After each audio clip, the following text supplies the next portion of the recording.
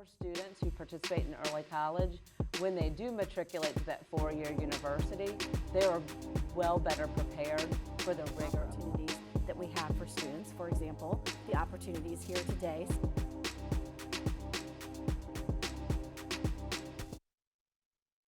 Hello, and welcome to another edition of the Focus Show. I'm Jordan Hester. Today, my guest is Ray Ramirez, who is one of the founders and program directors of Soundscapes. Soundscapes is a youth development program that allows youth from early childhood to up to age 25 to become citizen artists. Welcome to the show. How are you doing today? I'm doing well, thank you. Great. What inspired you to Soundscapes to be born?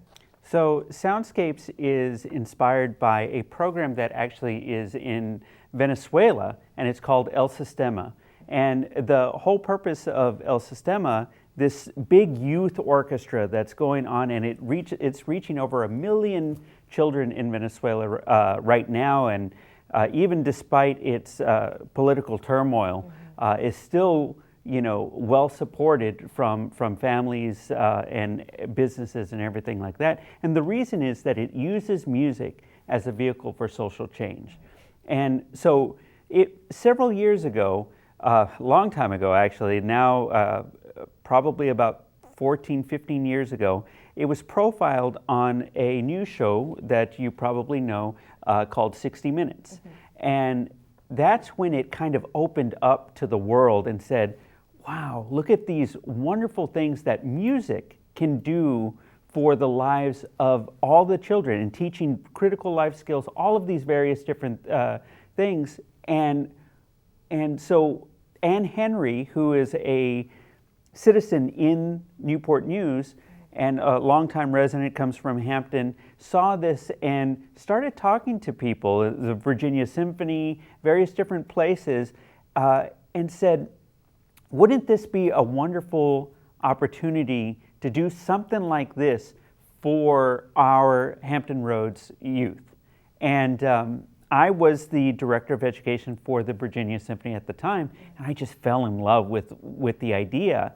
And so it took a couple of years, but we eventually got together and we were able to start this program where I was working the music side, and then she was working from the executive director side so that we could raise the funds and really touch the lives of the students that we work with.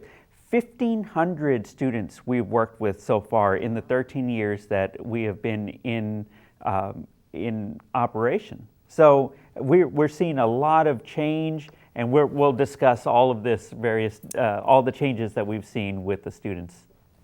You have different levels of classes.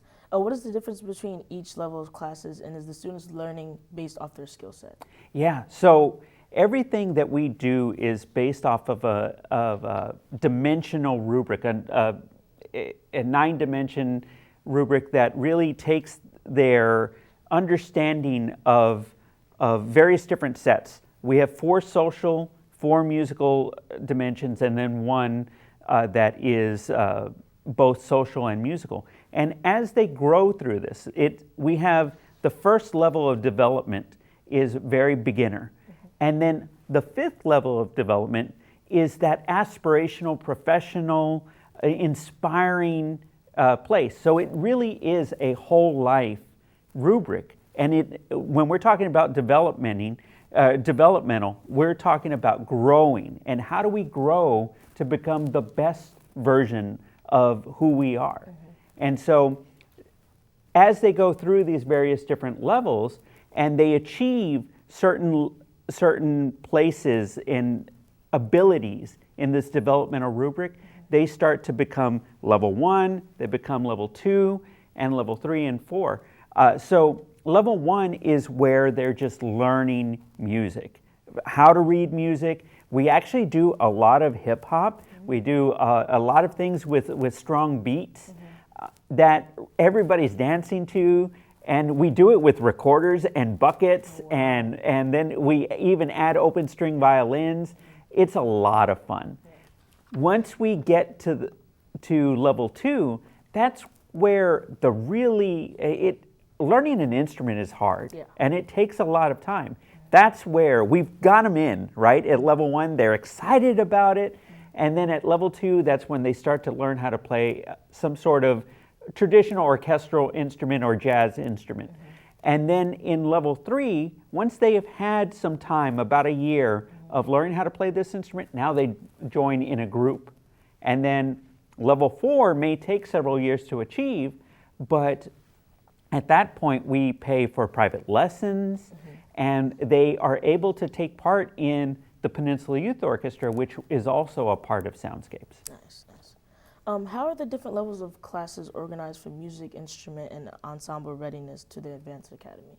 Yeah, so talking about those levels, Yeah. as we're going through, it really does, it's an amazing thing to walk over at Carver Elementary and walk into that level 1 class where they are learning how to read quarter notes or half notes. Then to walk out of that and go right into a level 2 class where now they're using their knowledge of the quarter notes and half notes, but putting it through an instrument. And there's all of this physical technique that takes in if you're playing a trumpet or a violin. Yeah. And then to walk out of that classroom and go into one of the bigger rooms to where you see a string orchestra or a wind ensemble, and them doing that, and then going from there to the Peninsula Youth Orchestra and seeing the symphony orchestra that's playing some of the harder music, it really, you see this development. And all we're doing, and it's, we're scaffolding like any good education system. We're scaffolding, taking people where they are, and then giving them a way and a route to get to a stronger place. At Soundscapes, what will some of the kids take away from the programs that are some of the outcomes?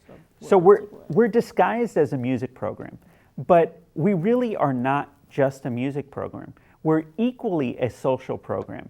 And the idea is that we are building these critical life skills, and we know them as the 4 C's. So we call them critical thinking, communication, creativity, and what is my last one?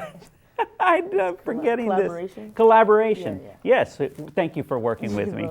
And so we use those 4 skills, and they're innate in music making. And as we're talking about these 9 dimensions, everything really is to build the whole person. And so what we do is we really focus on building a citizen artist. And this citizen artist, if you think about how an artist approaches the work that they're doing, they don't just do, right? They think about it. They care about it. And so we're talking about a citizen that comes into the world, and we all have this. NNPS wants this. Our citizens want this. We want citizens to come into the world and approach the world with creativity, with thoughtfulness, and with caring. And I believe taking some time in the arts and taking it through that discipline really, really does build that in a person. Great. So we talked about some of the instruments that you use. What has the instruments done for the kids, and what impact does that have on them for them later on in life? Yeah, so as we are going through this journey of going from a fundamental level to a beginner level to a fundamental level to an intermediate level to an advanced level to an inspiring level, well, as they grow through that and they understand that anything in life takes time, takes work, and takes appreciation being able to step back. If there's anything that I want our students to walk away with, it's not necessarily to be a professional violinist. We will have some. Yeah. But I want people to come out, and I say people, not kids, it's our citizens, it's our people. I want everybody to come out thinking that they know how to tackle any adversity, anything that is in their way, that they know how to struggle through and get to there. There's a thing in Venezuela, there's a saying, a motto, which is tocar y luchar, which means to play and to struggle. And everything in life has a little bit of struggle in order to get to that play, that place where you're really, really loving what you're doing and succeeding. Great, great. So up next, we will talk to Mr. Ramirez about how the orchestra program started with Soundscapes. Stay tuned. Explore Virginia's natural heritage at the Virginia Living Museum, which is home to more than 250 species, such as fish, reptiles, birds, and even alligators. The Virginia Living Museum has a wide variety of fish and animals to see. They also have the Dinosaur Trail and the Children's Garden for kids, so come visit today.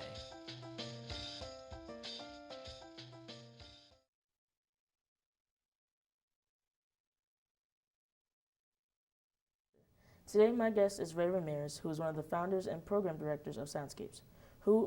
How has the Peninsula Youth Orchestra program started at Soundscapes? So the Peninsula Youth Orchestra is kind of our most recent addition to our portfolio of different musical venues or routes that we do what we do.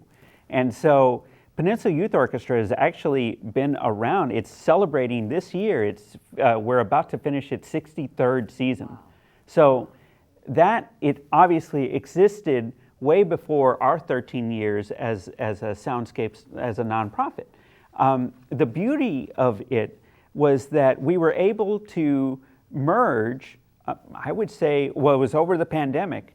In 2020, we were able to merge and have Peninsula Youth Orchestra come under the fold of Soundscapes, and we're bringing that, and it's a gateway for our students that are going through our daily program at Carver and at Greenwood. It's a gateway for them to go up and have a place to continue to get stronger as a musician, as well as the school band and orchestra programs. And so it's also a place for those students who have been working with their peers and their friends to now have to play with people from around the community.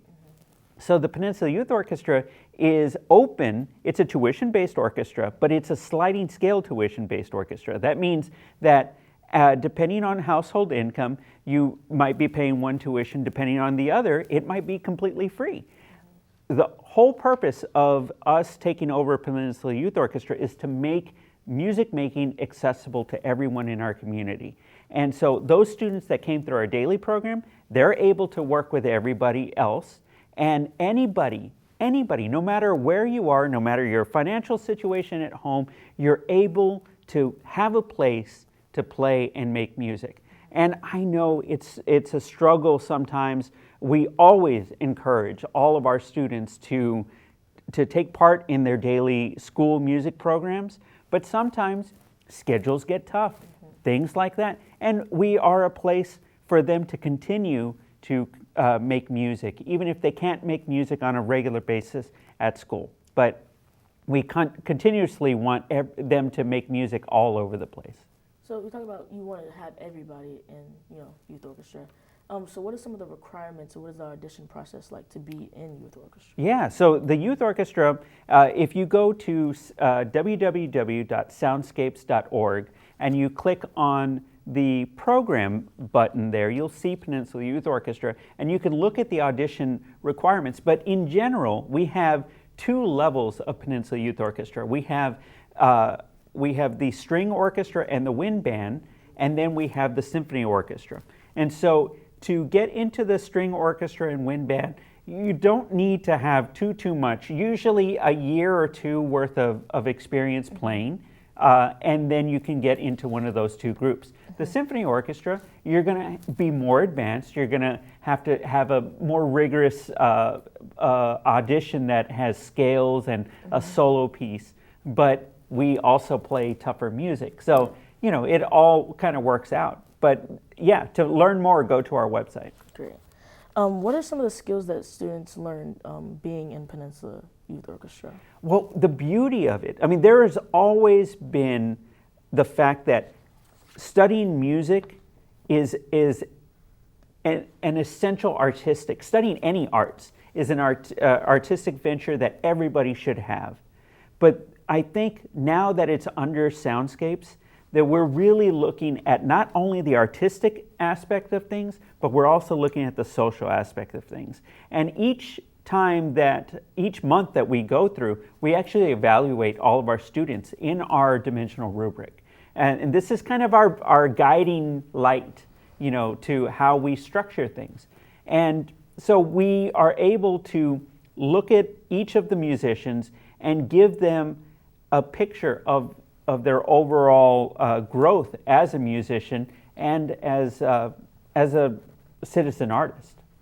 Great. For events at Soundscapes like the community concert and golf classic, how do those functions work with the youth orchestra or just Soundscapes in general? Sure. Well, at each one, you have two very different types of functions, but they are really, the whole point of that is getting into the community and letting the community know that we are there,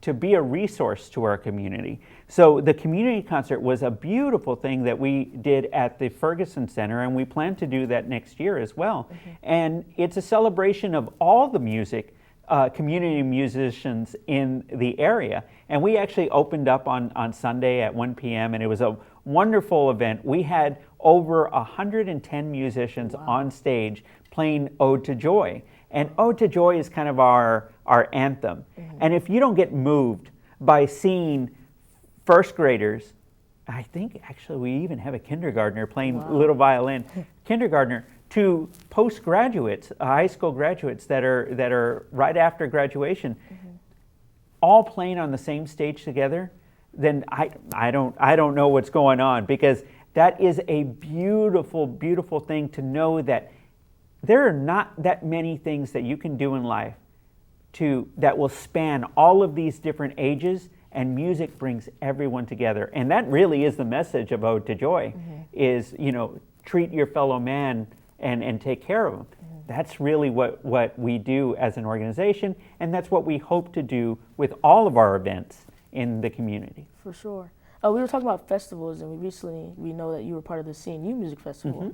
How did you become a part of that? Yeah, so Mark Reimer, who is the chair of the music department at Christopher Newport University, and Bill Garlett, who works with Chesapeake Bay Wind Ensemble, they came together and wanted to start this community festival for all of these community groups that are in the area. And I'm actually glad to say that I will be joining the board next year of that, so that it continues, and we hope to expand not just a one-day festival where everybody plays, but we're hoping to expand that into 2 days where people from the community can take master classes and learn more about music and how you do creative music making, and it's just going to be a great 2 days. And it was natural for Soundscapes to be part of that, because this is what we do. We're really making music in the community, and there was no doubt that we needed to be part of it. So what was that experience like for you and your students being at the festival? It's really, you know how they say, how you get to Carnegie Hall, you practice, practice, practice? Well, our Carnegie Hall in the Peninsula is really the Ferguson Center for the Arts. And it's an absolutely beautiful hall. And it's a beautiful hall to walk in and sit in the audience and see amazing performances. But there is nothing like stepping on that big old stage and looking at 1,700 seats in front of you. And that right there was, there was no doubt that we needed to take part in that, because what the students get out of that is the experience of playing in a professional venue where they really feel like they feel the pressure. You know, the way that we're under cameras is the way that they feel when there's 500, 1,000 eyeballs looking at them and getting inspired by what they do. It's an amazing feeling to be on stage. Great. You talked about how you want to do the festival again next year. Is there anything that you would want to bring that's new to the festival next year, or maybe different the following year? Yeah, so next year, actually, I'm hoping, I said that we have a program at Gildersleeve. We do have a program at Gildersleeve, but at Greenwood. And the Greenwood program is a jazz program. And we're because of the pandemic, we actually started January of 2020. Well, we all know what happened in March of 2020. So there were some hiccups there, but we're finally getting back on track, and I hope next year that we're able to bring some sort of jazz band on stage as well. That would be cool. Is there anything else that you would like the public to know about Soundscapes? Yeah, so if you do not know about Soundscapes, please go to www.soundscapes.org, and you can learn about our daily program. You can learn about our Peninsula Youth Orchestra during the year, but most importantly, and this is timely, right now we have our summer program that you can register for, and there is no audition required. Come, join us, learn everything about it, learn about our staff, and all you got to do is go to the website to learn all about everything that we're doing. And of course, if you feel so inclined, you can donate to and support our programs right there. Great, that's great. I would like to thank my guest, Ray Ramirez, for joining us today. You can check out this episode and other Focus shows on our YouTube channel at NNPS Telecom. Don't forget to click that subscribe button while you're there.